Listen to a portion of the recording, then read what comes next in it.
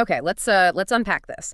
What if everything you thought about weight loss, willpower, and even, a popular medication like semaglutide was only half the story?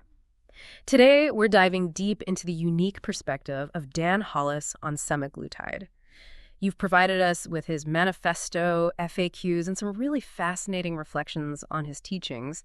Our mission, as always, is to extract the most important nuggets of knowledge and insight from these sources for you. Yeah, and what's fascinating here, I think, is how he redefines the entire journey. It moves beyond just the physical. Mm, And it's something much more profound and, well, human. He speaks with this kind of calm clarity. It's not like a marketer. It's like someone who's actually lived in that space between biology and identity, really redefining what winning looks like. That's a key distinction right there, right from the start. Hollis immediately sets out his core idea. This is not a drug journey, it's a human one.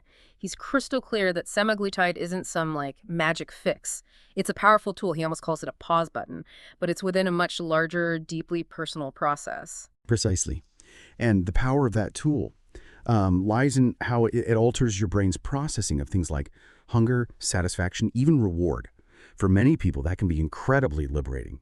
But as Hollis points out, it can also be profoundly unsettling, maybe even terrifying when those old familiar cues just disappear. And that's why he emphasizes so much the need for support and education and real human guidance alongside the medicine. It's not just about getting a prescription. It's about having a foundational framework, really, to build something new on. Right. And without that framework, Hollis argues, semaglutide isn't the solution at all, it's just the signal. He puts it pretty directly. Without structure and support, it'll amplify your confusion just as fast as it lowers your appetite. It gives you the space, maybe, to work on yourself, but it doesn't actually do the work for you. Okay, now let's get into something that really challenges a common belief. Hollis says willpower was never really the problem in the first place. I mean, think about it. If you're like most people, you've probably tried to willpower your way through weight loss countless times, right? Yeah. And found it's just not sustainable long term.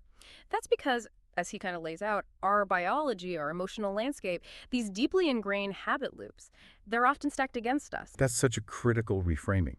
It shifts the focus away from, blaming yourself, individual failure, and looks at this more complex picture. People don't just eat because they're physically hungry. They might be eating because they're anxious or lonely or bored, maybe overstimulated or just feeling unsupported. And while semaglutide can quiet those physical hunger cues significantly, Hollis finds that if you don't address the deeper emotional stuff, relapse is really common. He's very clear on this. People don't relapse because the drug stops working. They relapse because no one helped them rebuild the emotional framework that food used to support. Wow. And then what happens when those constant thoughts about food, the cravings, when they do quiet down? Hollis calls this the quiet. Or when all that noise stops, that initial silence can be, wow, profoundly unsettling. He says something powerful. When the cravings stop, the truth begins. For so many, food wasn't just fuel, was it? It was comfort, maybe a sense of control, sometimes even part of their identity. This might mean realizing, oh, you used food to numb stress from work or maybe to fill a gap in your social life. The insight isn't just that you feel sad, why you feel sad. And then what non-food coping mechanisms can you start exploring? Losing that old relationship with food can honestly feel like losing a friend sometimes. It can lead to real grief, disorientation.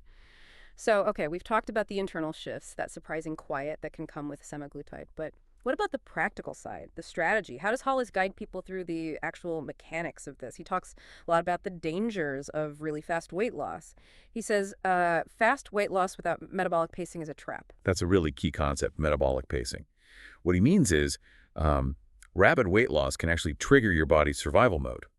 That can lead to a significant metabolic slowdown and also a worrying drop in muscle mass, which often means worse long-term outcomes, like rebound weight gain. Right. So it's not a race. Exactly. His point is the focus needs to be on sustainable, gradual change. You're not trying to win a sprint. You're trying to finish the race by building a resilient metabolic base. And this brings us to another crucial point he makes. The real work often begins after the medication. Semaglutide isn't necessarily meant to be a lifelong thing for everyone. So when people stop taking it without a clear strategic plan, what he calls an off-ramp strategy, those old patterns, they tend to creep back in. Appetite returns, emotional triggers flare up again. Okay, and let's clarify that off-ramp strategy. It means not just stopping the drug cold, right, but having a really clear, actionable plan for how you're going to maintain your new habits without it. It might involve, say, gradually reducing the dose while you simultaneously ramp up your focus on behavioral changes, building those new coping mechanisms. Hollis also just powerfully dismantles that whole cheating mentality that so many diets seem to encourage. He champions pattern mastery over perfection. He argues, look, if your system can't handle a small indulgence like a slice of cake without completely spiraling, then you haven't taught it flexibility. You've basically taught it fear. Exactly. And he's quite direct when people call using medication cheating. Yeah. Look, if your body's biochemistry is kind of rigged against you, using science to unrig, it isn't cheating, it's adapting. The real cheat, he suggests, is pretending willpower alone was ever going to be enough for everyone. This whole philosophy, you'll find, it reaches into some really profound aspects of personal transformation. Hollis insists there is no shame here, only process. He's firm that you're not broken or lazy or undisciplined. Instead, you're often working against a biology that maybe hasn't been explained to you properly, and frankly, a culture that profits from your confusion. And that's precisely why support and community are just so fundamental in his model. He observes, most people don't fail because the medication doesn't work. They fail because they were alone. Yeah. He introduces this really powerful concept of neurobiological scaffolding, these essential support structures like rituals, rhythm, routines. Neurobiological scaffolding. Yeah. The temporary structure around a building while it's being built. Exactly like that. It supports the new parts until they're strong enough to stand on their own. For you, this might mean setting specific meal times, practicing mindful eating, maybe connecting with a supportive group that gets this unique journey. This isn't just about, rah-rah pep talks. It's about building that internal lattice, that structure that keeps you upright when the chemistry wobbles or just when life happens, which it inevitably does. Support isn't optional, he says. It's neurobiological scaffolding.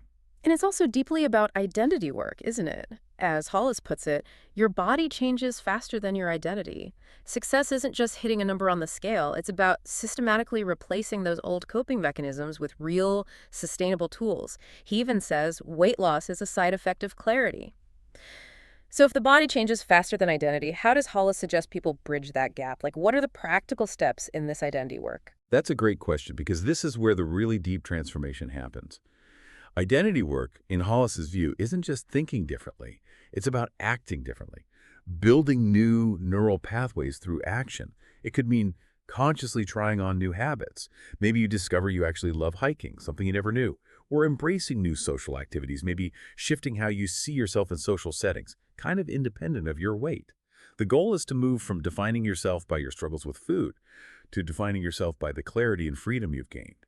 And that clarity, as he suggests, is what helps prevent relapse. People don't regain weight because they failed, necessarily. They might regain it because they never truly felt safe living without that old pattern, or as Hollis puts it, they relapse into confusion. The ultimate goal really isn't just about eating less, it's much more about living more. Which brings us to a really empowering way to look at past attempts. If you've tried and maybe failed before, Hollis offers this powerful reframe.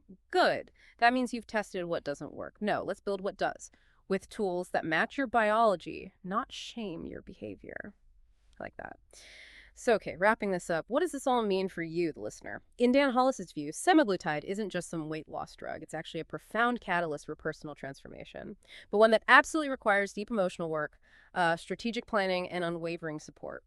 It's a chance maybe to build new systems while that internal noise gets quiet, but only if you actually know what to do with that silence. Yeah, and if we connect this to the bigger picture, Dan Hollis is essentially saying that true, lasting transformation isn't about simply removing a symptom, like weight.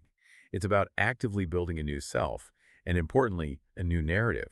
He often says weight loss is biology, staying there is narrative.